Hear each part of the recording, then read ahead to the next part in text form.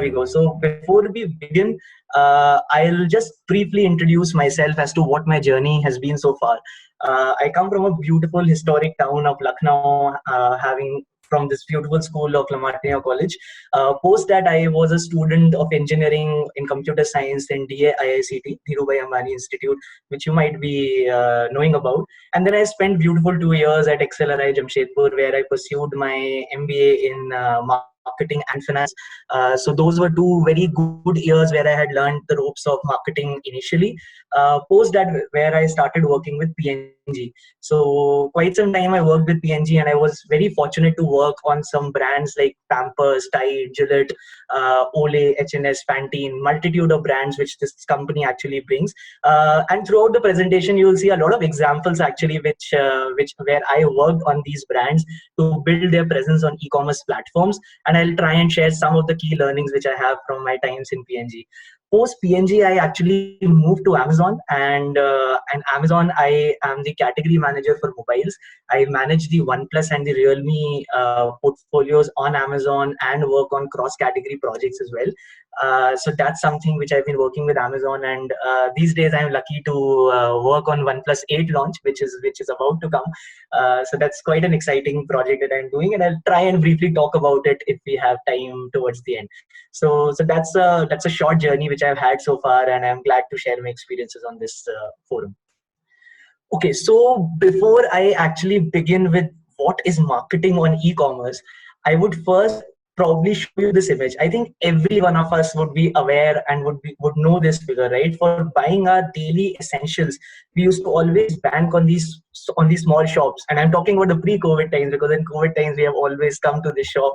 But in pre-COVID times, when we were young, when our parents were used to shop, we used to shop in these kind of environment. Slowly and steadily, we move towards a mall kind of an environment, in a modern retail kind of an environment, where we had big bazaars and where we have malls of the world to shop. And sooner or later, we saw that now almost all of us are probably using some or the other kind of an app to probably shop our daily needs. So first question to this, and I think I would want the audience to respond on the chat, is what all kind of apps do you actually use nowadays? Because that's something I'll try and pick a cue, and I'll try to modify my session into that way. So try and tell us as to what are the kind of apps that you are using these days for e-commerce, and I'll love to see the answers that you guys are sharing on the Q&A. Moving forward, so we saw that different kind of formats kept evolving. We saw Amazon coming in a physical kind of a store. We saw Walmart and Flipkart actually coming together to make an online plus an offline store. We also saw some of the websites like MI or different kind of brands selling directly to the consumers via a website. So business is continuously evolving. I am sure that most of you have read about Jio and WhatsApp deal as well, where Jio is also obviously coming up with a new kind of a format, which is ordering via WhatsApp and in the local Kirana stores, right? So those are also kind of new changes that we are seeing in this industry. And of course, you would have heard social commerce, which is Meesho. Some of you might have heard it. If not, I would ask you to read more on that. So those are the new kind of formats that we have seen in the coming time as to how business is evolving in e-commerce. So I'll probably see what all you have responded in the Q&A. So try and tell me what are the different kind of apps that you have used, because I've made a certain chart for you to understand as to what are the different kind of e-commerce platforms that are available. So when you look at a brick and click, it's basically the physical stores that you talk about. You look at vertical players which sell like beauty products in Nykaa. You see FirstCry selling Pampers, and then you see horizontal players, which is like Amazon and a Flipkart and Snapdeals coming. You also see B2B business where Amazon Business and Udaan kind of players are there, and you also see Paytms and Jios of the world. But the important thing to remember is that there is one way to succeed in e-commerce. In e-commerce, the lines between an online and offline keeps blurring themselves. And and I'm seeing on the screen that most of you are responding that you have used Zomato, you have used Swiggy, Genie, Paytm, Big Basket, so multitude of apps. So as a marketer, the first thing to look about always is that what are the different kind of touch points which are available? What are the different kind of platforms that are today? Keep reading about them so that you, as a student, as a budding marketing enthusiast, you know what all is coming in the market, because this industry is booming like anything. So that's something that you need to be cognizant of. But more than anything, the first thing in marketing, what you need to think about is to why this industry is growing in the first place, right? This industry is growing because our shopper expectations are growing. Today, even if you are shopping on a big basket or on a Grofers or on a Flipkart, you need your products on time. You need it on your mobile phone. You need more variety. You need more better prices. You need deals. You need personalized stuff coming to you so that you only see what is relevant to you and you want to explore as well. So all those are the different shopper expectations which are there. As a marketer, one takeaway which you can take away from this session is that whenever you think about marketing, think about the shopper and think about what he needs, and then think about what are the different touch points which are available. And I'm sure that whatever strategy you make in your future careers, in the different projects that you do in marketing over the next few months and years, always start with the shopper first, understand what is the need, and then think about the different platforms. So I'll move on with that. This is a pretty complicated chart, and I'll probably come back to this chart again. I don't want that you actually spend a lot of time on this right now, but from a marketing basic standpoint, you need to always understand the different touch points. The first is that the consumer should always be aware, and that's where the first thing is counted, aware whether or not the product awareness is there on the e-commerce. Because today, even on websites like Amazon, you see more product searches happening than product searches on Amazon is probably far higher than what happens combined on the other platforms. So people start looking for product also on these platforms and may end up buying somewhere else. But for you as a brand to succeed, awareness should always be there in terms of the target market.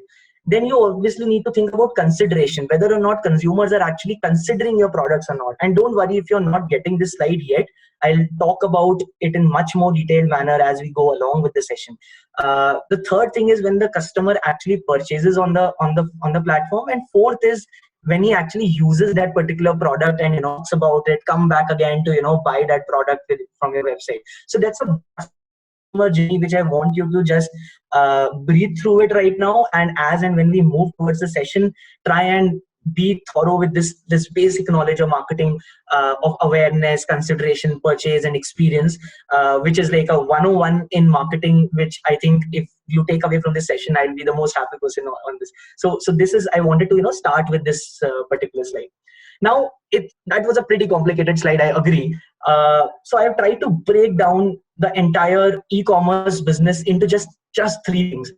And if you were to take this learning out of this session, just take this equation out, because the engineer in me tried to combine it from the marketing knowledge and try to come up with this equation. So the first is traffic into conversion into basket. Now, what does it mean actually? If you are a brand, say for example, I used to manage Pampers business online, and I currently manage OnePlus business on Amazon, right? So now the first thing which I always look is how many people are actually coming to see my product. That's something which you call traffic. It's very basic. It's number of people who actually come to on your product page, whether they buy or they don't buy, but they come to see your product. That is what your traffic is. The second thing which you need to remember is conversion. Now, what is conversion in e-commerce? The conversion is out of 100 people, how many people actually bought your product? It's very basic percentage of people who end up buying your product. And third is how many of those people have actually come back to purchase it, and whether or not they have purchased something extra of your portfolio. Suppose you are a company with 3 or 4 products. You might start with one product, but you might end up selling, say if some company is selling phones, they can sell the accessories as well. They can sell earphones, they can sell covers, they can sell their cases. So a lot of basket building purchase can also happen, right? So the basic equation, if you were to measure your online sales, if you are a startup owner, if you are a marketing person in a company, if you are a student who is just trying to understand how marketing works, this equation is very basic to understand as to how e-commerce sales happen. So it's traffic into conversion into basket. And now what we'll do is that we'll try and deep dive into this funnel, understand as to how marketing happens on e-commerce, because traffic is something where we'll need your focus on.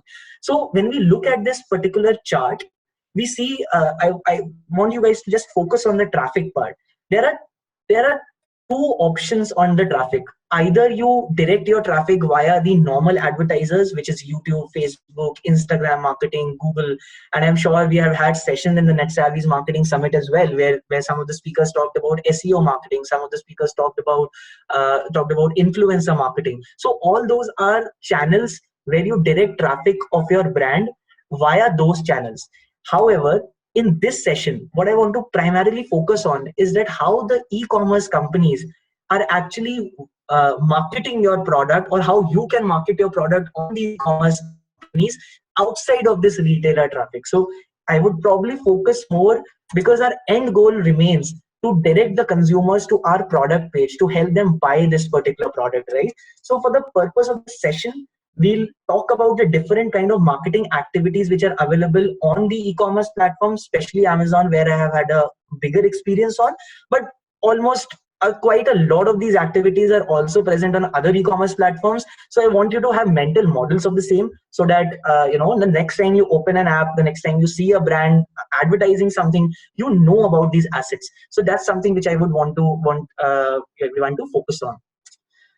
I hope my speed of the presentation so far is fine, and I hope we are ready to deep dive into core marketing concepts on e-commerce now. So the first type of traffic sources that we see on the platform, and I would typically ask my audience to just open the app and keep searching different things, whatever comes to the mind, to understand these concepts. However, I'm aware that due to the lockdown situation, Amazon and other e-commerce players are also not having the full selection available, and you can't order everything right now. But try and keep searching things just to verify these concepts, and maybe have a fun playing around on that front. So the first concept is the search, and that's the biggest driver which one can have. Search have two kind of searches are there. One is the inorganic search, which as a brand marketer you try to strategize, and I'll talk more about this in the next slide. And the second is the organic search, which is nothing but how organically your searches are coming up and your products are coming up on the platform, because the consumer actually knows what he wants to buy and is in the mindset to buy that particular product when he is actually searching. The second kind of a asset, or second kind of a traffic source which all the e-commerce companies today use, is the display advertising. This is one such means for any marketer to have a greater reach of their product, even if the customer is not in the mindset to purchase, but you think that the customer is in the target segment of your brand. You can try and target it using different display strategies, and we'll talk about it more in the next slide, where we'll talk about how different e-commerce companies target these consumers, what are the different sets are something which we usually work with. And the third, of course, is the category page assets, where as the e-commerce platform, you actually nudge the customers to explore the search, to explore what is there on the store, and if the customer is in the mindset to purchase, they can go through the category stores and see. And we'll talk about how the different categories market as well, especially in the case of mobiles. I'll talk about. So the first, I will just pause for a minute and see if there are any questions which are there.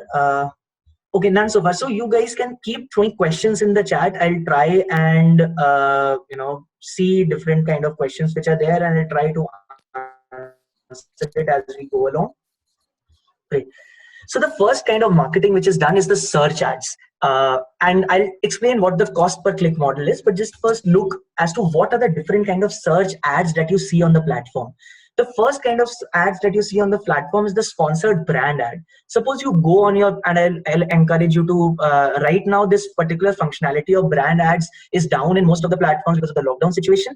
Hence I've used a particular work that I've done with Pampers, where it's the top of the page slot we get, and we put our brands on that particular slot. So for example, it's a paid search mechanism where it's a cost per click model. So for every click, you pay a certain amount of money via the agency. It's the real-time bidding. So different companies, for example, I'll give a short example. Suppose you are working with Pampers, and say a competition brand, say Huggies or a Mami Poco, are also trying to search, do a real-time bidding on these search terms. So based on that real-time cost, your brand wins or loses in certain slots dynamically. And that is how, and I've circled the sponsored brand slot, but that's a top slot that you get whenever there are search ads which are there.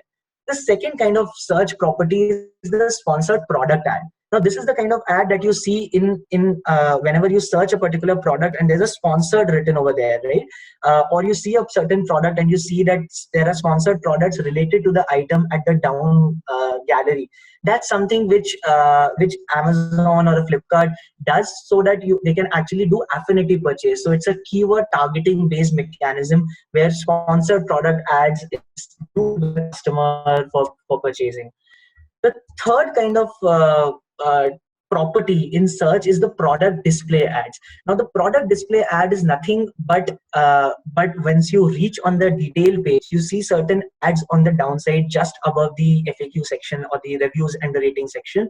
That's something which is the product display ad. That's also meant as a property to influence customers to buy more of your brand and hence build your brand on that platform, because more the customers purchase, coming back to that equation, the more customers purchase the product, the better sales you get.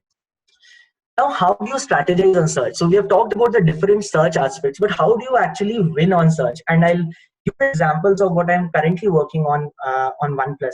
So, for example, if you are a OnePlus brand manager, suppose, and you are looking as to how do you actually win on search, how do customers prefer your products on search, right? Internal to the platform. So suppose someone searches mobile, right? Now, if someone searches mobile, he can either buy a OnePlus, he can buy any other phone, right? He is not looking for a particular brand.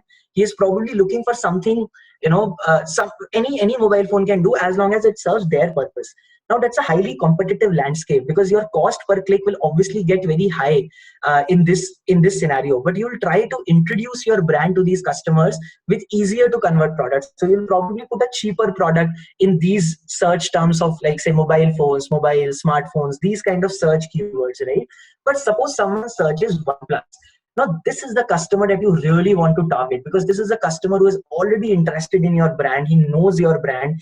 He has come to the platform to look for the brand, and hence he is a very highly considered search term which he is using.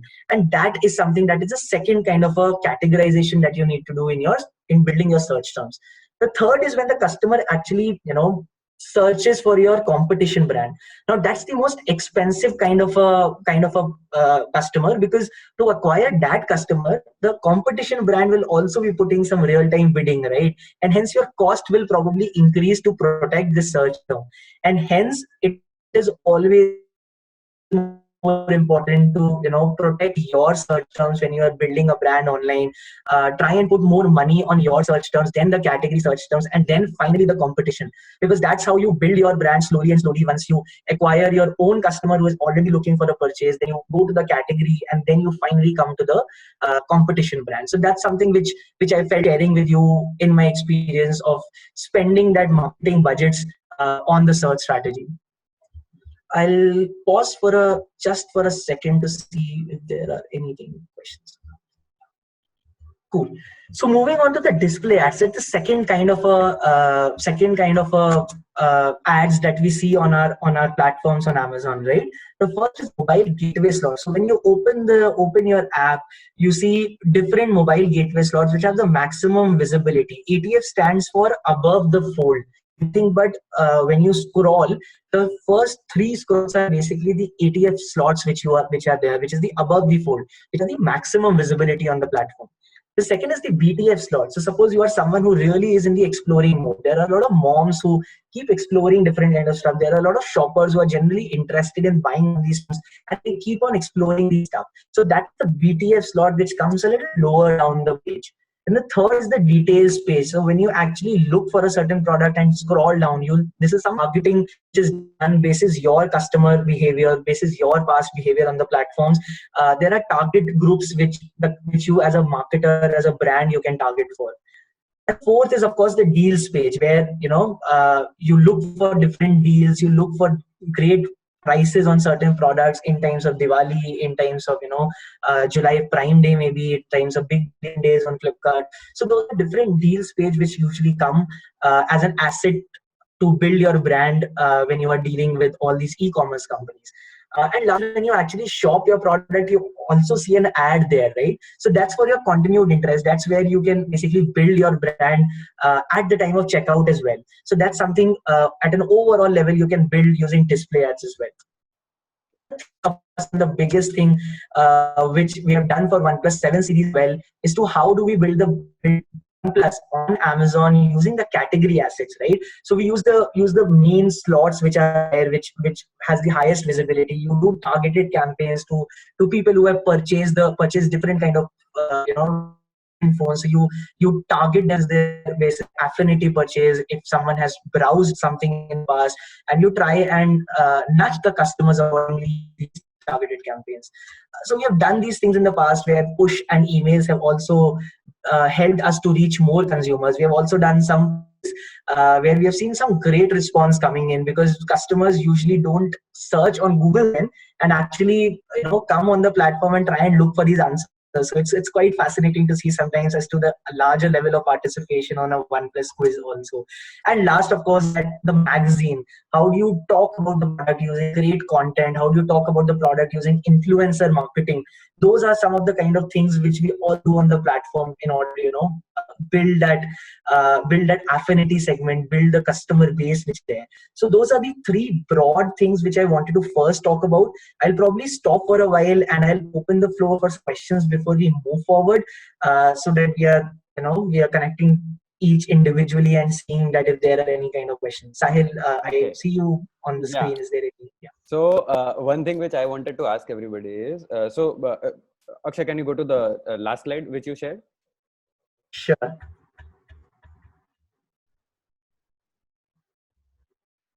Can you see this? Okay, yeah.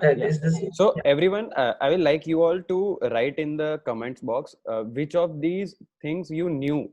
So if you knew that, so suppose you did not know the name, okay, that it is called BTF slot, but how many of you knew consciously that these were the ads or these were the things which were pushed? So just to understand that, if you knew that these were the ads which were pushed by Amazon beforehand, or you thought that this is the flow that they are doing.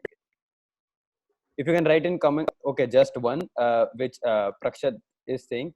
Anybody else knew that these are the ads of this category? So he has shared 5 things. So anybody knew that it is there are more of these? Okay, one person knew. We knew all the presence on Amazon and Amazon.com. Okay, Viraj knew all. Meet knew 2 awesome. of them. Okay, Ayushi knew. That's really good to know. Yeah, so 3 out of 5 things were known to Ajay also. 3 of them to Vaishnavi also. Great. So I think we have a audience which was already conscious about what they were seeing. Awesome. I think. Yeah. So I think this will help us in taking things ahead. Sure. So I'll try and answer the couple of questions. I think very interesting questions which have come, and I'll try and answer that. Yeah. So are there any conflicts where you have to choose between Amazon and OnePlus? So I would put this answer in this format, that there is a long-term partnership between OnePlus and Amazon, and we have partnerships with different brands as well. So it's not really that we have to choose between the two.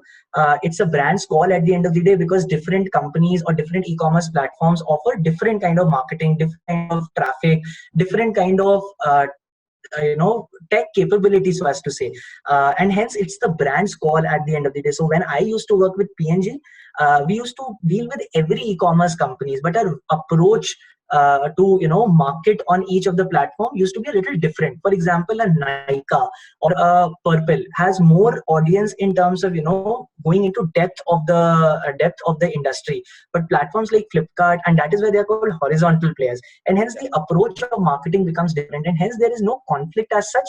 But at the end of the day, it's you as a brand or as a marketer that needs to make that decision of where do you want to market. And as I talked about in the first slide, there is no one way to market. You need to have your product at different touch points, but at the end of the day, you need to have one platform where your maximum sales are coming, right? So that's something which I would want to answer in that respect. The second question which I saw, and I'll take that, which is can the ATF and the deals page coincide? So ATF is usually referred as so ATF and deals page, yes, they can coincide in the terms that ATF is something which is above the fold, which is the first 2-3 slots. So in the times of a big billion day or an October Diwali festival kind of a thing, you have multiple deals and you can scroll through those deals. So in that also, the above deals which are at the ATF are ranked higher than say at a lower. So those are the things which can coincide, yes. The third question is that all this activity is costly. What if company is in the introduction level and don't have much budget? That's an amazing question. I love this question because I knew that this question can come. Yeah. So you're absolutely right. So search ads is something that has now become self-serve, right? And you can, as a brand, you can yourself do the search. Display you can't do as of now. You have to be in association with Amazon or a Flipkart or a Big Basket, and you have to make that partnership. But search is now you can basically put out a search agency and start doing it. Now suppose you don't have any budget and you want to market it. Obviously the first place to go about is offline marketing as well, and that's what I talked about in the first slide as well, that you can start with a lot of activities on Instagram influencing, Facebook influencing, Google PLA to build the initial level of awareness. And when you come to Amazon as a platform, you need to compete with your competitor products as well, right? So I'm sure that if you have a company, if it is an introduction level, start spending some money on that so that at least basic level of awareness is built. And I'm sure that once that loop, that traffic into conversion into loyalty builds, it's a cyclic loop. You'll keep on increasing it, and I'm sure that in partnership with different companies, you'll be able to take your product a little higher. How do the income of Amazon from percentage of product sale from vendors compare with the money earned through marketing on the app? Now, I am not sure if I can take the liberty to answer this question publicly here. So, however, there are vendors bid for different kind of assets which are there, depending on the asset. So, as I talked about a details page for specific targets. So, I talked about cost per impression. I talked about cost per click. Now, those are different kind of assets which are available. It's via your agencies that you can actually do it. So it's not via the Amazon sellers app right now, but search is something which you can do it via the self-serve tools which are there via any agency. So that's something which you can do. I'll take one more question here before moving forward, which is can you share more insights of working with P&G? So yes, so basically in the next few slides also I'll talk about more as to how did we build the brand. So Pampers used to be our biggest brand while working with P&G on e-commerce. It used to constitute a good percentage of our business. I worked with some interesting brands, I told you, right? Like Gillette, Tide, and the kind of creators that are there, the kind of brand thinking that is there. It was truly exciting. I mean, when we talked about Pampers, we actually saw. So I'll give you an example. I actually hit that slide earlier because I thought it would be a little text heavy, but I'll just, because this question is interesting, so I'll probably go about and try and answer this. So I hope my screen is visible here. Yeah. So we ran a campaign. So we ran a campaign on Pampers, which I would want to share here. So we ran a campaign where we thought that okay, let's utilize the different. On a full screen? I'll just try. Awesome. Okay. Yeah. So basically, we thought that okay, so let's try and think as to how did we went about having a display strategy for Pampers, and I hope that you take some insights out of this. Now, the first thing that we thought is that how do we acquire our new customers? How do we acquire the competition buyers using the display strategy? Now, display strategy, as I told you in the last slide, is a cost per impressions. Basically, you reach the customer whether or not they buy. You can have a lot of targeting in this, right? Now, what the first thing we did is that to acquire the competition buyer, we basically made a different target group. We said, okay, that we'll target those diaper browsers and we'll target those purchasers who have not bought Pampers at all. And we will also target those customers who have bought, say, a baby clothing or a baby skincare product and not necessarily Pampers or a diaper. So we made first TG with that. The second TG that we made was that, we'll try and upgrade consumers to our premium portfolio, which is the Pampers Premium Care. So we did that. Okay, who are those customers who are buying high ASP products, who are buying high selling products? By ASP, I mean more costly products, because those are the customers who can actually spend money. So we made a separate TG. I'll come to the what creatives we also used. The third is that we saw, okay, I am selling my diapers to a consumer segment. how do I actually increase my consumption? How do I make those moms purchase more of that product, and buy a larger product, so a big box of that product? And you can compare this with any other product. It's not necessarily limited to a diaper. Suppose you are selling biscuits online, you're selling say earphones online, or any other product in the world. So you can make the TGs accordingly. The fourth is that how do I actually make my customers hook on early? So we made a very interesting campaign in which we actually try to see as to which consumer is actually buying prenatal books, who are buying maternity wear, because those are the customers who are not expecting yet, but they are my target segment, because they will eventually be buying diapers for their kids, right? So we made different target groups, we made different creatives, which you can see on the screen.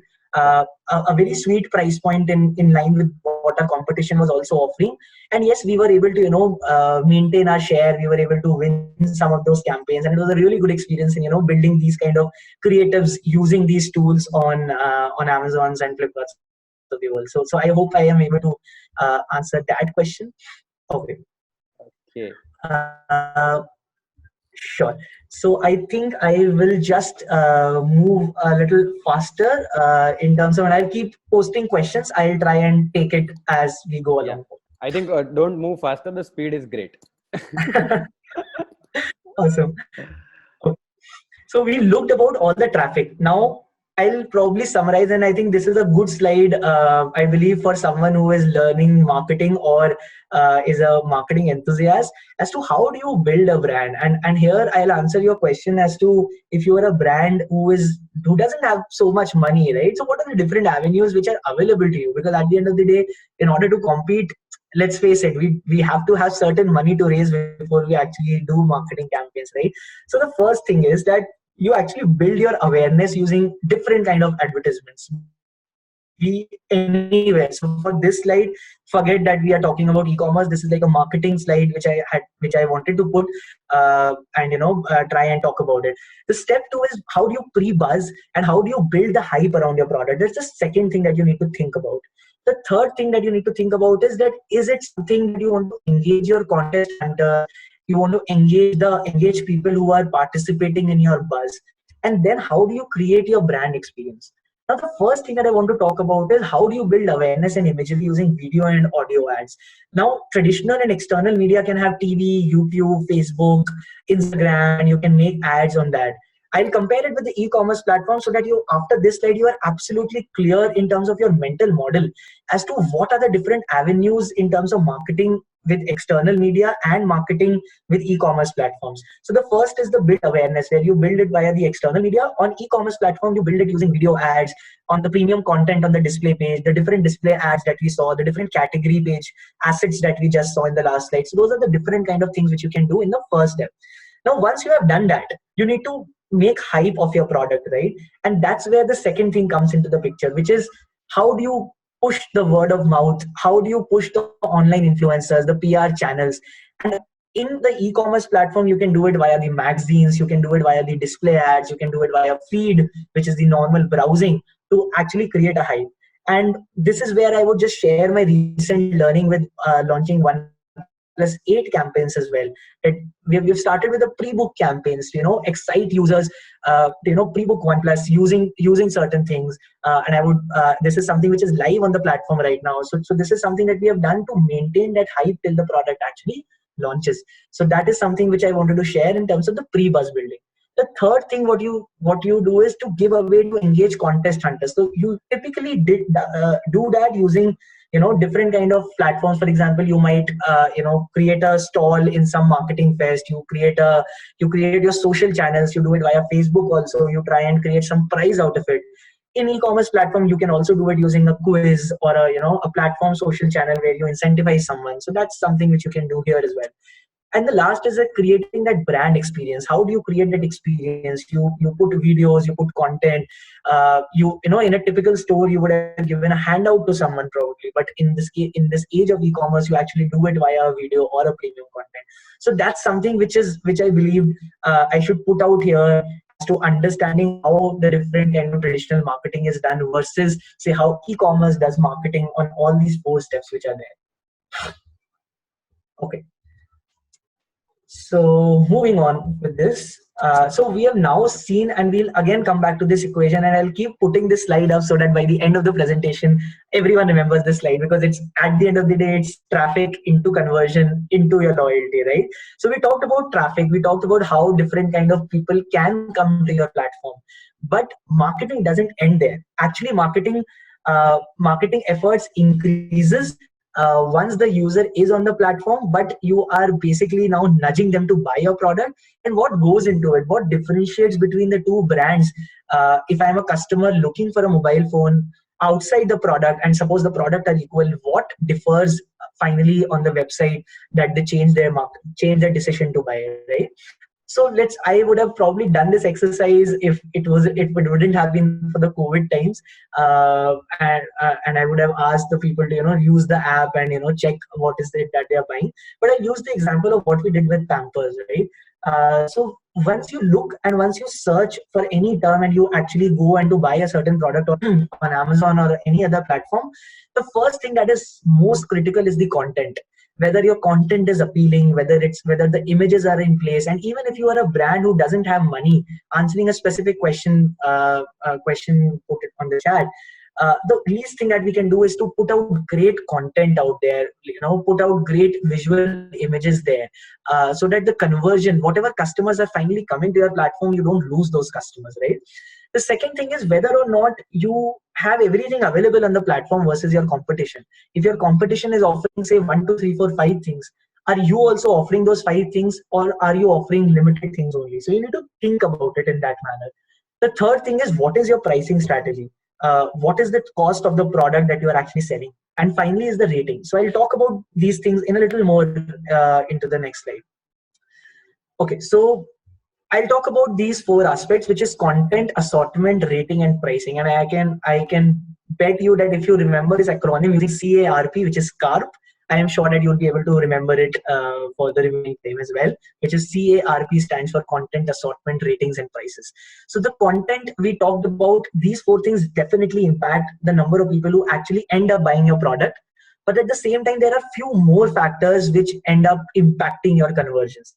The first is your delivery speed and convenience. Today in COVID times, when you order online and when you actually don't see a company committing to deliver that product in 1 or 2 days, you might end up not to buy, right? You might end up not to purchase that particular product because you can say that, okay, it will take a lot of time, I don't know when this will be delivered. So one of the things which deeply impacts the number of people who actually buy up your products is actually the delivery speed and the convenience. And the second is the verified seller, because you need to understand that on Amazon or on Flipkart, the sellers are different. So you also need to look as a brand as to what kind of sellers you are selling through, whether or not these sellers are sure sellers by the company, because that's something which users also typically tend to look at, and hence it will definitely impact the number of people who are actually buying. And the last is the loyalty program. Suppose you are a Flipkart Plus member, you're a BB Star member, you're Amazon Prime member, definitely you will end up buying more from that platform. So as a brand, you also need to think about how many such customers are such loyal programs, whether or not you need to partner with the companies on these programs. I'm just giving you avenues, because at the end of the presentation, I know that nobody can become the master of e-commerce marketing, neither are we. But at the end of the day, it's important to be aware of different kind of programs that are there, impact your brand's performance online. So that's something which should be there. So to get these basics right, of these conversion, what is content usually? So the content is multiple things on your product display page. It's the first thing that the customer sees is the pack shot. And I'm telling you, as a new company, the first thing that we can do as a budding company is to get this right, because most of the companies, most of the customers, when they see a new company, they always see the product pack shot as one of the key things, right? If it is visually appealing, your first job is actually done. I'll see, I'm seeing a lot of questions coming. Sometimes when we open e-commerce app, the price displayed in ad is different, and when we click and open that product, the price is different. Is this some concept of marketing? Not really. It's not the right kind of marketing. However, there is one form of marketing which is there, which is, you see a lot of times that there will be displays by a lot of companies or on these apps where you'll see starting price. So suppose starting 199 or starting 299. there has to be some product which starts at that price point, and then you can obviously have different products at higher price points, right? For example, in case of OnePlus, right, there are phones at say 35,000 as well. There are phones at 50,000 plus as well, right? So you can start that marketing as 35,000 plus because it is relevant to some customers. But definitely, if it's not the right kind of marketing if you display the right if you display the wrong prices. So that's something which I'll basically talk about. Okay, so moving forward with the content piece that I was talking, so you need to get the product pack shot right. Then the second thing is, a lot of starting companies make that mistake when they are building their brands online, is to not think too much on what their title is. Your title should be very much optimized, because that is something that will help your sales also to go higher, your conversion to get higher. You need to have your brand name, you have to have your sub brand name, what is your product, what is the size of that product, if that is relevant to your product. So that's something which you need to optimize for. The third is the content which you see on the website, right? The product claims, whether or not what that product does, that needs to have the right keywords. So I am sure that the session in SEO would have covered these aspects as to how Google also picks up these keywords, and you need to have those right keywords in your product description as well, which will help your conversion to get higher. And then of course there are secondary images. So Amazon usually gives 5 to 6 options to put in secondary images. You use that well, have the product videos if that is available, and these are the kind of things where you can optimize your money on, right? So even if you're not spending high on your search ads or on your display ads, at least make sure to invest in the right manner to develop this content in a right way. So that's about the great content. And of course there's a great content in terms of A plus description as well. So right, so there is a further enhanced content which you will see on US websites a couple of years earlier, and now you see it in India as well. A very immersive kind of a content which is there, which you can put on the platforms, which tells your product in a very immersive kind of a way. And that we have seen, pays off heavily in terms of the conversion. Customers should have always answers available at your site. They shouldn't have to go out of your platform to basically check for the answers that it is in their minds. So as a marketer, you need to think about what are the kind of questions that the customer might have, put it in the content, and have that immersive experience as far as available. So that's there.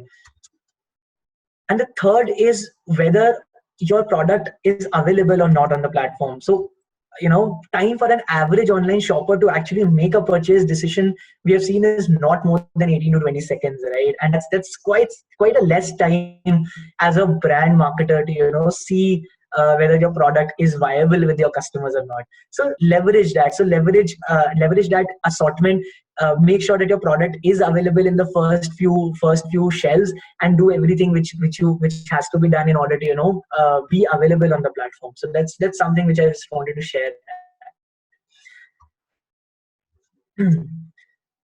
Actually, 70% of the consumers who research online before buying, so ratings and reviews is the first thing that they look at. 70% people actually look at the ratings and reviews, and that's something which is a must. It's a hygiene check for any marketer to, even because whatever marketing you do, if that is something which is not resulting into good ratings and reviews, your entire marketing budget will just keep draining, and you will not end up converting a lot of people. The second is that on the trust consumers have on ratings and reviews versus brand advertising, it's almost 10 to 12x. In fact, as I mentioned that, the product searches on Amazon is far higher in comparison to a lot of other platforms as well. And that's something the consumers a lot of times start searches on these e-commerce apps. And it basically saves a lot of your marketing budget, because almost 40% less traffic is required to convert these users into your final product. So imagine the kind of money you can save if you have a good ratings and review, if you strive for that, if you give good experience to the customer, answering their queries, and ensuring that the ratings and reviews are good. So I'll just pause for a little second. I'll just take questions again. Okay.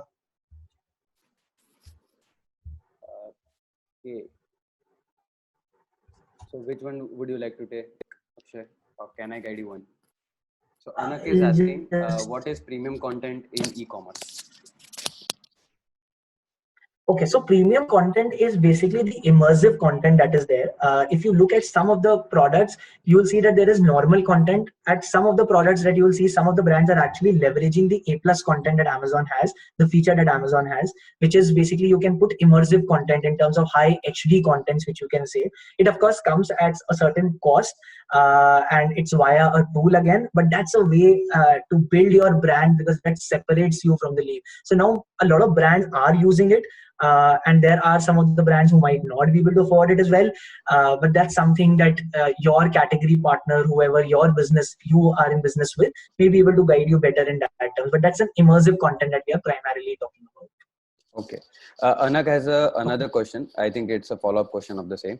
But please explain the difference with different type of sales on e-commerce, because every time you open a platform, you get some kind of sale is on. Right. Is it fake or genuine? Okay, that happens with me also. So what my father says is Okay. everybody is having a sale at any point. If they stop doing sales, there won't be anything for them to sell. So because Okay. of some event, people are coming there. So is that Right. so? Right. So okay. So all the companies. So for example, a Flipkart or any such e-commerce company have different kind of sale events which keep happening. For example, there are 3 to 4 major events that happen during the year in which really a lot of marketing effort goes into place and a lot of consumers. For example, every one of us now goes to a Diwali sale to see what products are coming. Big Yeah. Billion Days or something like that, right? But at the same time, suppose there is a Mother's Day or there is there is some kind of a Raksha small Bandhan. event, Yeah. Raksha Bandhan, right? So you'll see a Raksha Bandhan store coming up on a Flipkart or an Amazon where gifting opportunities basically increase. Then there are different kind of things. So for example, in July, usually there is a Prime Day by Amazon, right? Yeah. So where new launches happen. So there are different kind of constructs which are there. However, the intensity of sale differs. So the prices that you might get, the marketing that you are doing, that might differ. But again, answering a very specific question, those events are not fake. It's meant for a certain type of audience, and it is the intensity differs in terms of the sales which happen. So I hope the next time you open up, you're able to differentiate in terms of whether or not how much intensity of that scale is. So that's something which can differ a lot. Very true. Okay, so I am sorry I'm not able to take every question, and I'm quite happy with all these questions. I'll try to answer Yeah. it. So suppose I'm selling cartoon photo frame for wall. So what can I write on the product? Okay, so that's content which you need to work on as a seller. So for example, if you have a cartoon photo frame, you need to think about what is it that differs you from your competition, because a lot of people would be selling a cartoon photo frame, for example, but what you can mention is what is the speciality of that particular product, what it can be used for. You can put relevant images, so that when the customer is actually buying, if he's seeing all the 5-6 images, that seriousness from the brand also comes, right? And if you have written it very beautifully, if you have written it very clearly, it definitely helps me as a customer more than anything else to trust your brand, right? And that trust always comes with that great content, because let's face it, marketing starts with the shopper and ends with good content, if I were to put it that way. Because if your content is good, you'll be able to sail through a lot of things, and hence that's the answer to that. Okay, so next question is, why is it that when we search for a product for 2-3 times, the price substantially change? I am not sure of this question, because I am not sure if this happens, because that's not usually the tenet. But again, I don't technically speak for all the companies here, so I am not sure as to how we can answer. But this usually doesn't happen, and it shouldn't happen. Say for example, OnePlus only does launch event with Amazon and not with competition. Is there any bidding kind of a thing? No, it's not a bidding kind of a thing. It's a brand's call at the end of the day on what you want to sell on the platform. So that's not a bidding kind of a thing. Is marketing to be done only, so Kushal has asked, is marketing to be done only from the brands, for example Pampers, or also from the sellers? How does it work? Okay, so it's a good question actually. So sellers don't do marketing, Kushal. It's the brand and the platform, which is say a Flipkart or a Big Basket, who will put different kind of ads, who will put different kind of banners at the right places. So sometimes what will happen is that they will do the marketing, but but in some of the platforms, these sellers which are there might help you in pricing of that product. So that's a little still technical in terms of the go-to-market strategy for a brand. They might choose to price themselves, or they might choose to price via their sellers. But the marketing is done by the brand itself and not the sellers. If I were to answer that question. Okay, so some anonymous attendee, spin and win quiz, play game, and win prizes are all which type of marketing in e-commerce? So I will just go to the previous slide so that I can tell you the exact. You can see also the exact thing, and hence it might help you. So as I talked about in the step 3, right, which is giveaways to engage contest hunters and create buzz. So if I were to just put a term, it's buzz marketing at the end of the day. It's the contest. It's kind of gamification marketing, which you can term it. So gamification marketing can be one term. It can be buzz marketing as well, depending on what kind of marketing campaign you are running around these events. So that's the answer to that. Next question. Sahil, I'll probably take questions here because these are good questions, and I hope these are helping the audience as well. I think last okay, one. So considering so does Amazon have to keep competing with Flipkart for retaining brands for exclusivity by offering marketing incentives? So this is again a very tricky question. I really like the honesty of these questions, but I have to refrain from answering this. But yes, as any, and I'll try and answer this in a more generic manner, because as a brand or as any business professional, you always need to put your value on the table. So I'm talking to the students over here who would come into the business world, and I'm sure a lot of business professionals on the call would be able to relate to this, that as a professional, we always need to put our value on the table. Till we put our value on the table, it's nobody will come to buy you, or nobody will be basically giving you that money, right, at the end of the day. And hence it becomes important for you to showcase your ability in terms of your caliber as a person, as a company, or as an organization, as a startup. So definitely that particular thing is there in the business world, and hence you have to keep working hard towards it. So that's there. How do you differ or make a limit in order to not make an ad clutter page? So Ashvi, I'll answer this question. There are a lot of studies that have been done in order to how does your eye roll when you actually see the screen, how many seconds you actually take to see a particular ad. And different companies have different kind of research learnings in terms of how do you make a creative which is less cluttered, how do you make a creative which is very highly call to action oriented. And on the page also, we do have designers and the CX people working who actually guide us in order to how does that platform should look and not look. So that's something which is basis a lot of design and UX studies. Of course, not being an expert on that front, I would probably limit my answer to that. Yeah. Okay. Sure. So I have just a couple of more slides to I think cover. So I'll cover that first, and I'll take more questions in the meanwhile. Free to post more questions, and we have some time left for the questions as well. So not an issue. So we were talking about the ratings and reviews. The final piece is on the pricing and promotion, which I just wanted to cover. And if there are any such questions on pricing and promotions in a generic marketing manner as well. So on pricing, you always need to base it on your competition and on the value that you are offering to the customer. And pricing in itself is a separate topic to cover in terms of marketing.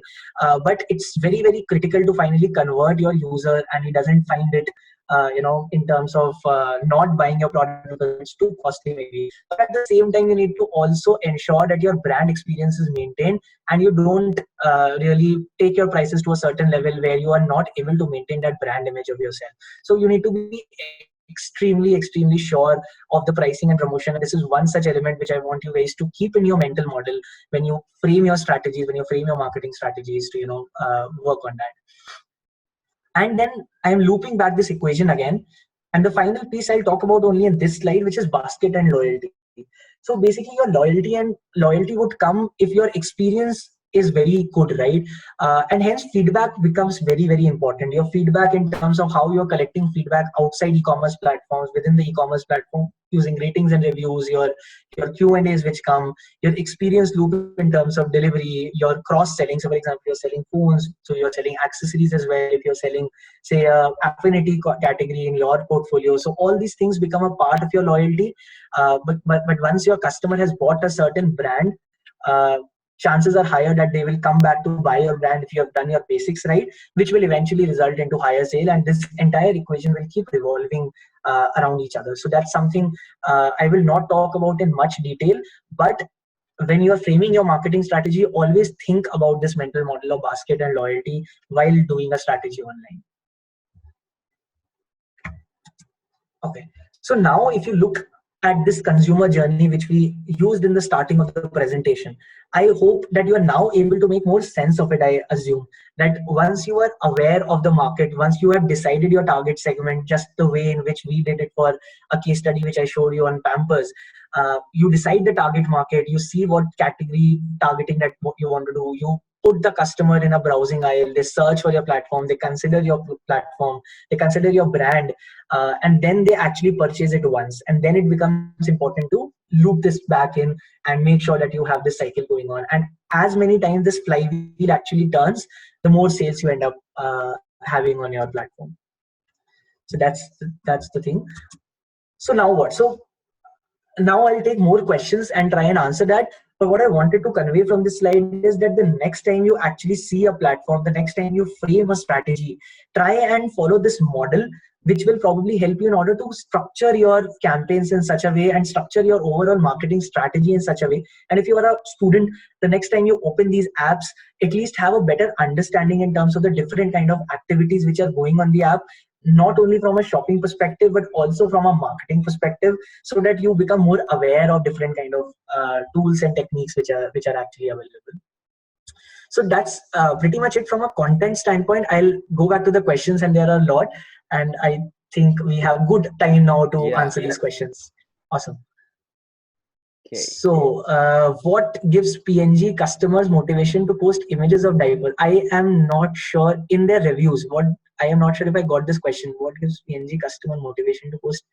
Okay, so PNG doesn't give any motivation as such. Every company has certain, certain customers who are very loyal to them as well, and that is where these customers will usually post these images, and those images are real-time images which are there, and hence it's more likely. And that is one of the key things I think which is good, Ajay, that you have highlighted. Once you see as a shopper also, the next time you go on the platform, you always see those images which are more natural, right? You always see those images which are posted by some other customer, and if that image is also good, then you have more confidence to buy that particular product, and hence it becomes important to have that loyal community, and that differs. PNG is a brand which is doing marketing for say hundreds of years now, and of course that cannot be compared to say a very new brand, right? So that can always differ from a company standpoint as to what did, but I'm sure that I've seen these images, the real-time images across brands, across a lot of brands. So that's something which these loyal customers will actually do. Okay, so are there any policies for the ads creators so that the look and feel of the app doesn't look bad from Amazon's end? So Sai, yes, there are policies in terms of what you can and what you cannot put on the creators. Any such thing which, and I think these are available on a public domain as well in terms of Amazon advertising when you search for it. So you'll get it on a public forum as well. However, the basic thing is that the call to action should be very clear. It should not be, insulting to any certain community or something. It should be very unbiased. So those are the kind of ads creators which are there, because at the end of the day, we need to have consistency on the platform in order to, and we don't prioritize any one such brand or any such thing. So that's pretty much consistent. Okay. So okay, so when you are a part of the PNG, company's focus was to drive traffic to your website or to product sales through Amazon. Extending this question, if there is a new company coming up, what would be more beneficial, driving traffic to their website or to Amazon? So that's very good. So I think I'll basically tell you a good question to ask. The good question to ask is that what is the cost of acquiring a new customer? That is the right question to ask, because that is what differs everything, right? Because suppose you as a startup has a cost of acquiring a customer, say at a 1,500 rupees or say at a 2,000 rupees, versus say a platform like a Big Basket or a Grofers probably, who already have a certain base, right? And hence customer acquisition cost becomes a little lower. So in PNG, we used to do business with all the platforms, as well as we also started just the last year, towards the end of last year, they started with the own website as well. But the cost to acquire a new customer is obviously higher when you build your own website, right? And hence that is where these stores, the physical stores, the online stores come into picture. So obviously at the end of the day, imagine it, if there was no e-commerce and if there were just those stores, the physical stores which are there, and you are making a certain product in your home, right? Now if you take that product and go out on the street to basically sell that product, is it easier to sell that product directly, or is it easier to go to a shop and ask them to sell it for you? So obviously those capabilities need to be built, and that is how the go to market strategy for any company is there. But always when you're working in a marketing domain or a business domain, the right question to ask yourself or your business is, what is the cost of my new customer acquisition? Am I spending too much? Can I make synergy with some other firm? For example, the recent whatsapp Geo deal, right? At the end of the day, it's a matter of synergies which two companies see to each other, and then they make the partnership accordingly. So I hope I'm able to answer this question. So Kushal has asked, are the reviewers on Amazon also paid for their reviews, or are they genuine? If paid, how are they considered in the pricing budget? So they're not considered in the pricing budget. I am aware that there are firms who work on paid reviews as well. But as a brand, I would always encourage to have more genuine reviews on the website, because customers today are very intelligent. Me and you and everyone who shop, we know what to do, right? We are not easily influenced even in this distracted world. So it's not very easy to fool the customer, and as a brand, we should never try and do that. So that's something there. How you gain customer while selling the products on e-commerce platform? What are the challenges? Yashvi has asked this question. What are the challenges you faced in terms of gaining trust? As you said that many people visit your site, but not everyone would buy. So come one, increase the selling rate. So I think I covered this. I think this question was asked at 6:30, between 6:30 to 7. I think we covered a lot of things in terms of having the basics in place, which is the conversion elements, which is your content, your availability on the platform, your ratings and reviews, your pricing. And that is how you build your trust in the customer. If you are not pricing your product up inappropriately high, you are giving the right kind of deals, you're giving the right kind of content there. So that's something which is there. Okay, so Kushal has asked this question, that OnePlus is delicately changing their consumer segment and marketing strategy, and now slowly moving towards a higher price point. What do you think about the footfall, the consumer base? It is increasing and decreasing. Again, you guys are giving me a tough spot here, but to answer these questions. But whenever you form a brand strategy, right, Kushal? So you always think about your target segment. You always think about what is it that you want to achieve. So even in either in the case of OnePlus or any other brand, I'll try and put this question in a more generic manner so that everyone can benefit. But as a brand, you need to always think about what is the TG that you want to target. You always think about your profitability element as well. You always think about what does the customer want, and whether or not those customers will buy. And ultimately, you decide this is those things, your target segment, your pricing, and everything. And I am sure that this new strategy as well will work exceptionally well, and we are yet to see the results with the new launch. But yeah, okay. So then I think one of the question is why there is a lots of difference in e-commerce pricing and retail pricing. In e-commerce pricing, company also have to do various expenses like marketing, logistics support.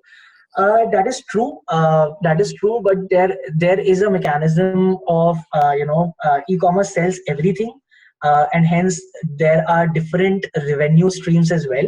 Especially imagine a company selling everything, making money on some things, might be not making money on few things, and hence that diversification becomes important, and hence you might be able to go a little deep on some fronts while maintaining your profits on the other front as well. And of course there's always the question of a higher cash flow. So more you have the cash flow, at the end of the day, you can always achieve that profitability a little down the line as well. But there are alternative thoughts, so I won't go into that line right now. So there are alternative thoughts as well on that particular thing. But yeah, that's the strategy which different companies can take in terms of pricing. So just in case, one more example for the same will be, there are a lot of products which companies use to just get people in the store. Okay, understand that. So if you are in offline retail store also, in the online store also, there are a lot of products which are sold at a very discounted rate or very thin margin just because they want their customers to try the store or come inside. And then there are a lot of other products where they have high margin and then maybe they are upselling the things to them after that. So that is also what a lot of stores have been doing for a longer time now. Right. So even your retail stores, as Sahil has mentioned, even your retail stores does differential pricing. So you might not get your, your atta or your chawal at like the same prices in every store, and that is something which you as a business owner can probably decide. So that's there. Sid had asked a question on saving money. I am not sure, Sid, if I am the right person to answer that question right now. Yeah. That on the big loss. So this is something which is not right to comment on that. What is the major marketing strategy, Ashvi has asked, used by OnePlus for Amazon selling any e-commerce sale? So as I talked about the different the overall model, right? So every brand does something or the other. So even if you look at the previous OnePlus campaigns which are there, it's being targeted to people who are multitaskers, who are very in terms of buying a product for lifestyle and everything. So different firms have different marketing strategies. This is a very very broad question, and hence what I would encourage is so what I would encourage is to think about the marketing strategy that your brand should enable, seeing your target segment. So for OnePlus, there's a different target segment which we use for different marketing strategies is being used, and for different phones as well. So it's not like a brand; it's like for different products we have different marketing strategies, and hence it's a little broader question. But I would encourage to stick to the models of marketing strategy. I felt Amazon is digital DMart, Ajay has mentioned. So does Amazon has slotting fees same as DMart? Question is considering major, not specifically pardon. I am not sure what you mean by digital slotting, but yes, the different assets which are there on the platform that comes at different costs, as I mentioned, for displays as well and for search as well. So different costing is there, but I'm not sure if you mean the same question in that. Someone has said, have you ever met Jeff Bezos? No, I haven't. I am too young for that. So I think I hope someday. So yes. So great. I think we have done all the questions and we have good minutes left. So but I have a lot of questions left. Go ahead, Sai. Yeah. So first thing, if you can just stop the screen share, I can see you on a bigger screen then. Okay. Yeah, great. So, Akshay, see, luckily we have finished all the questions, and that is very good. We have a few questions, guys. If you have questions, you can ask your questions in the Q&A segment. Till that time, I will ask few of my questions. So, on Amazon or on other platforms, what you have seen in e-commerce, there is a lot of competition which we are seeing. Okay, so in the retail side, it is very easy for somebody because you have a fixed set of competitors around. So for Amazon, if somebody is there, then if I'm selling it from Ahmedabad, I will be having the same person or a person who is selling from Delhi also the same product. So for people who are in that kind of category, how will you suggest them what should be their tactics for their product? Because a lot of products are same. So somebody is even if they are selling saris which they have been procuring for somewhere, somebody else will also be sharing that. So if you are into earphones or headphones and those kind of things, then also the same thing will happen. What kind of suggestions will you give to them in the early stages that they should keep in mind? So as I told you, so first thing, as a new seller, and I think this question is more for business owners who have just started out, right? And probably are sourcing some products from one place, and the first thing I think is outside marketing. The first thing is to have a good supply chain and good logistics facility available, so that you can cut a lot of your cost in procuring that product and delivering it via Amazon or via any other platform, for example. But what you need to first work is logistics. The second thing is, again, coming back to the very basics. Put your conversion at a very high, because even if you're getting 5 customers on your site via any kind of marketing that you're doing, your job becomes to sell that product to those 5 customers, right? And hence put out a great content. That's the first thing I would again repeat. Put out a great content make sure that your brand differs from the other brand, if you know, in terms of the content. So describe it in a much more elegant manner, position it very well. That's the first thing. The second thing to always remember is that try and do the right kind of marketing outside e-commerce platform as well, because that's something that as a new startup you can probably get a major leverage on in terms of the word of mouth marketing. And once you start having a good cash flow, start investing in that display campaigns which I talked about, or start investing in the search campaigns. So suppose someone looking for a sari, or someone looking for, say, a earphone, are able to reach to your product faster and are able to then convert, because you already have a great content, you already have a good delivery promise, you already have a good ratings and reviews because you have done that work. So get the basics right first, get your supply chain running first, and then think about how you can increase your scale your business up. And that's what most of the successful businesses have actually done, what I've seen in the past. So yeah. Okay. I think that was a great answer. For people who are seeing this, remember he said scale after you have your basics right. Okay. Because I have been facing that issue when we talk to a lot of customers. They just Right. talk about scaling without getting the basics right. So see, Akshay said, get good customer reviews, get your logistics right. The product should always be right. Content should be great. And those are the basics that you will always have to do. So people who are going to be into marketing field also, or even if in future you are going to consult somebody for maybe social media or maybe for e-commerce sales or anything, remember basics needs to be corrected at the first place, and then only you will be talking about scaling up. Okay, so that was one. Right. Another question which I have. I think one of the questions, Sahil, I think I'll take Ajay's question first. I think what he has Yeah. asked is, are your views on e-com after COVID? I think so e-commerce is generally a very increasing business in past few years. And I think especially after COVID, once we have further clarity on non-essentials and everything, I think it's in a good place.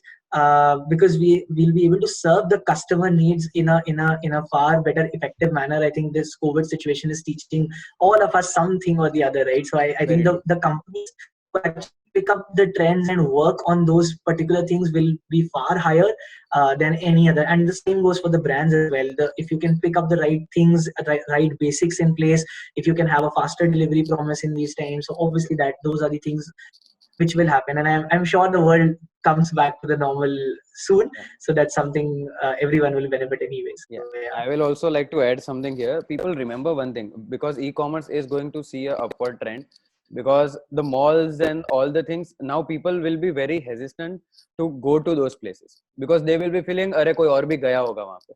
So when you go for shopping or any other thing, you will be feeling it is better to stay at home and get things done, because we don't know who would have gone there. So remember, these things are going to see upward trend. So people buying from Biba, they know that Biba has a brand name, good brand, and they will be doing few things. They will try to shop online better. Okay. Online. Sorry, bad network. No worries. Yeah. Okay. So someone has asked that suggest us some reading topics to enhance market knowledge. As I am a marketing student, so I think one of the standard books for marketing is Kotler. So just read Kotler. I think that's one of the very basic marketing. Then there are regular marketing white books that come every month or two. So I would encourage marketing enthusiasts to go through marketing white books which come from time to time. I think that gives a lot of insights into marketing. And keep reading HBR articles on marketing and leadership and business development, so that you never read marketing strictly from a marketing standpoint. Always try and get some business objective as well, so that you have an end-to-end knowledge when you come to building your brands online. So that's not only marketing but also the business related learning should always be there. So that's one. I want to know that usually when we place order, it comes from Bhiwandi. Like the same product is also available locally, by having to try to build relationship with local, because this will help to deliver. So every company, every e-commerce company does work for more local selection, and that's a difficult task. That's a task which we as companies have always built around. But you're absolutely right, there is always a scope in order to deliver faster. I think earlier when we used to order mobile phones as well, it used to take good 7 to 8 days, but now you you place an order in the evening and it comes the next day morning, and as well as in the same day as well. So those are the kind of improvements which e-commerce companies have actually built over the years, and I have absolutely no doubt that in the coming few years this is going to get even faster, and that's where all of us actually come into place and we build that value to the customers. So that, I hope I've been able to answer that. Great. Sahil, you had some question, I think. Yeah. So I think we have completed all the questions in the Q&A. Yeah. What is Amazon Influencer Program? I think that was answered. Okay. So one of the questions which I had is, so I will be having very basic questions which are very basics and around. So suppose there are people who want to get on the e-commerce side. Okay. And they run their brick and mortar things. Okay. But at the end, what are the things which Amazon or any other player provides in a support? Because there are a lot of things which people say Amazon is doing a fraud or Flipkart is doing a fraud, because a lot of things Mm. written and those kind of things. And there are a lot of Right. I have talked with a lot of electronics guys and other things. So around 40% to 50% margin goes into either the margins that Amazon is taking, or either the returns and everything are so high. That is why. So what is your take on that? Is that scenario changing with time, or are the rules changing, or how is the whole thing shaping up? So fair, I think that's a valid question.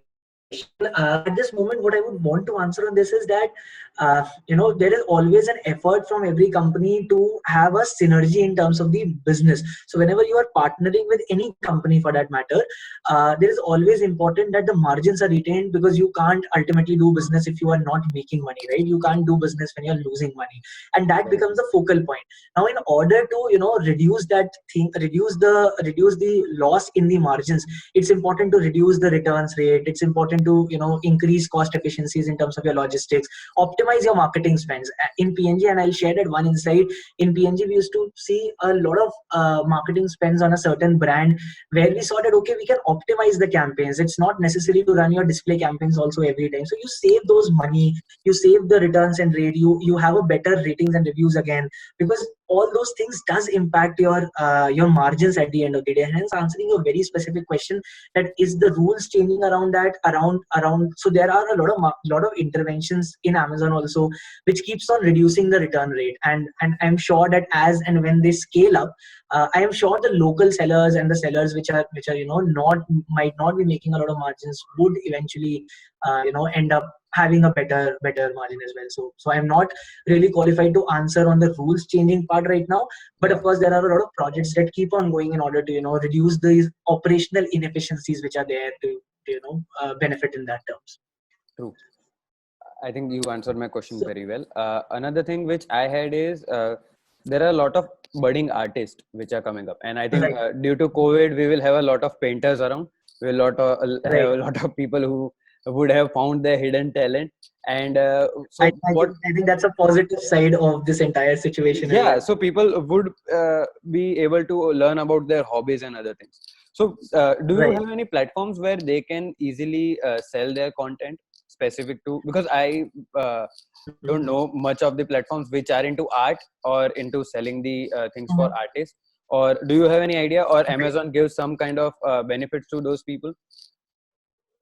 So I have seen certain local platforms definitely doing that. Some platforms like art galleries actually coming up with that, and art can also be different kind of art style, right? So Very Amazon, true. so on Amazon you can actually sell a lot of paintings and all in that terms, but in a Yeah. proper art forum, I am not sure if it covers every artistic avenue, but it's something which I think COVID times will tell us as to how this thing is evolving, because at the end of the day, if there is a market to sell, I am sure that every company would want to leverage that. Uh, but having said that, because art is of different forms, so you never know as to what all different forms are possible in this regard. But I'm sure Yeah. paintings, etc., are definitely available to all. Great. So Someone has asked how any e-commerce platform are making profit, because also price of the product is low compared to the retail store, and also e-commerce platforms are giving discount, and also parallel to it is the cheap pricing where pirated product. So one thing to always remember in this regard is to always see the seller that is selling your product as well. See the ratings and reviews before buying the product, because more often than not, it's not a Amazon or a Flipkart or a big basket that will sell a fake product, but there are always chances of because these are free marketplaces, so anyone can sell the product on the marketplace. Now it is as customers also that we should think about and that we should decide. And from these Amazon standpoint as well, I think there are a lot of programs that are going on in order to remove these kind of fake products, and there are regular testing which is always being done to try and minimize such occurrences. So that's something which I can share basis my personal experience as to how we as a customer can benefit out of that.